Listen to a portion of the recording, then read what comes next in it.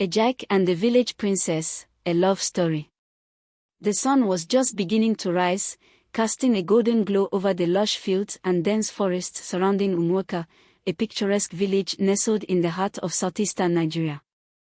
The rhythmic chirping of birds echoed in the distance as Ejike, a tall, muscular young man with skin the color of rich mahogany, made his way to the towering palm trees. He was a Palmwine tapper, one of the finest in the village, known for his agility and the sweet, frothy wine he brought back daily. Ejike was respected but not wealthy. His craft was humble, requiring him to scale the tallest palm trees with only a rope and a small gourd. The villagers often marveled at his bravery as he ascended the swaying trees, his movement swift and sure. Despite his modest station, Ejike was a kind soul, always ready to lend a helping hand or share a cheerful smile. That morning, as Ejike tied the gourd around his waist and prepared to climb, a soft voice called out to him. "Ejike! Wait!" He turned to see Akwogo, the princess of Umuoka. Her beauty was otherworldly, with smooth, dark skin that shimmered like polished ebony, large almond-shaped eyes that sparkled with intelligence, and a smile that could make even the hardest heart soften. Her flowing red wrapper and coral beads marked her royal status, but her demeanor was gentle, almost shy.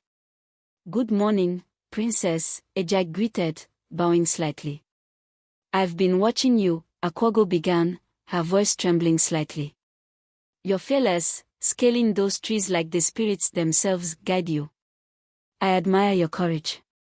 Ejike was stunned. The princess admired him. It was no secret that suitors from far and wide sought her hand. Sons of chiefs, warriors, and wealthy traders all came bearing gifts. Yet, here she was, speaking to him. "Thank you, princess," he replied, his voice steady despite the rapid pounding of his heart. "But I am just a Palmwine tapper. My life is simple." Akwogo smiled, stepping closer. "It is not your trade that defines you, Ejike, but your spirit. And I see in you a man of honor." Their eyes locked, and in that moment, the world seemed to fade away. The birds sang louder, the trees swayed gently, and the air was filled with a sweet aroma, perhaps the scent of destiny. The days that followed saw Akwogo and Ejike meeting secretly in the forest. They talked about their dreams, their fears, and their shared love for the land. Akwogo was tired of the rigid rules of royalty, the constant pressure to marry a man of wealth or power. With Ejike, she felt free.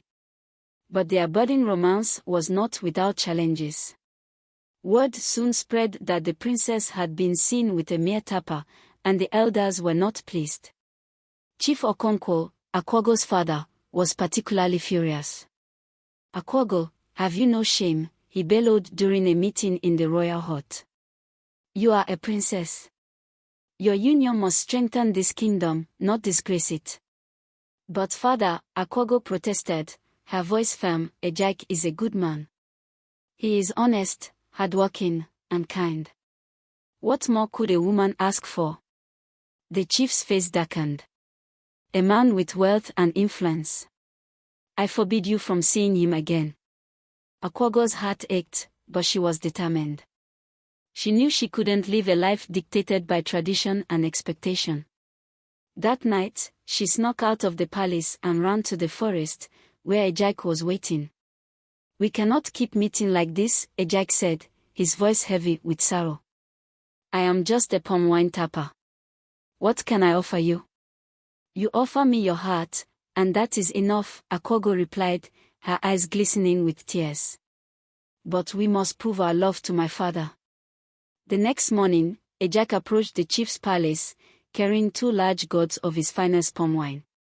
The villagers gathered, whispering in disbelief. How dare a commoner approach the chief uninvited? Chief Okonkwo glared at Ejike. "What do you want?"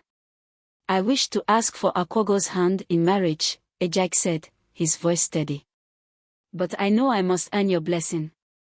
The chief laughed bitterly. "And how will you do that?" "By climbing more trees." "I will prove my worth," Ejike said. Give me one task, any task, and I will complete it. The chief's eyes narrowed as he considered the challenge. Finally, he spoke. The great python of Umuoka has been terrorizing the villagers for months. It hides in the sacred forest, attacking anyone who ventures too close. If you can kill the python and bring back its head, I will consider your request. A murmur of fear rippled through the crowd. The python was no ordinary snake, it was said to be a guardian spirit, enormous and deadly. I will do it, Ejike declared, his voice unwavering. For 3 days and nights, Ejike prepared. He sharpened his machete, gathered herbs for protection, and prayed to the gods for strength. Akwago was by his side, her faith in him unshaken. On the 4th day, he ventured into the sacred forest. The air was thick with tension, the trees casting long, eerie shadows. Ejike moved cautiously, his machete in hand, every sound amplified in the stillness. Suddenly, a rustling sound came from the bushes. The python emerged, its massive body glistening like polished scales. It hissed, its yellow eyes glowing with menace. Ejike stood his ground, his heart pounding. The python lunged, its jaws wide, but Ejike was quick. He dodged and struck, his machete slicing through the air. The battle was fierce, with Ejike's agility and determination pitted against the python's strength and speed. Finally, with one powerful swing, Ejike severed the python's head. He collapsed to his knees, exhausted but victorious.